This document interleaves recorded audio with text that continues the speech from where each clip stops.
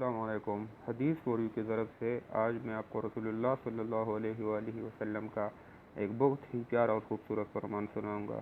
اس سے پہلے اگر آپ نے ہمارا چینل سبسکرائب نہیں کیا تو ہمارے چینل کو سبسکرائب کریں اور ساتھ ہی بیل آئیکن پر پریس کریں تاکہ نئی آنے والی خوبصورت احادیث کی ویڈیو کی نوٹیفیکیشن آپ کو مل سکے۔ تو چلے ویڈیو کو شروع کرتے ہیں۔ بسم اللہ الرحمن الرحیم۔ چوہا گھی میں گر جانے کا بیان۔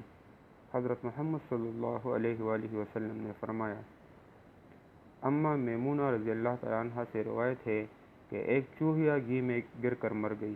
رسول اللہ صلی اللہ علیہ وآلہ وسلم سے اس کے بارے میں پوچھا گیا تو آپ صلی اللہ علیہ وآلہ وسلم نے فرمایا، اسے اور جو کچھ چکنائی اس کے ارد گرد ہے اسے پھینک دو اور بچا ہوا گھی کھالو۔ امام ترمذی کہتے ہیں یہ حدیث حسن صحیح ہے۔ دوستو، اگر آپ کو یہ حدیث اچھی لگی ہو تو اس کو شیئر کریں اور ہمارے چینل کو سبسکرائب کریں۔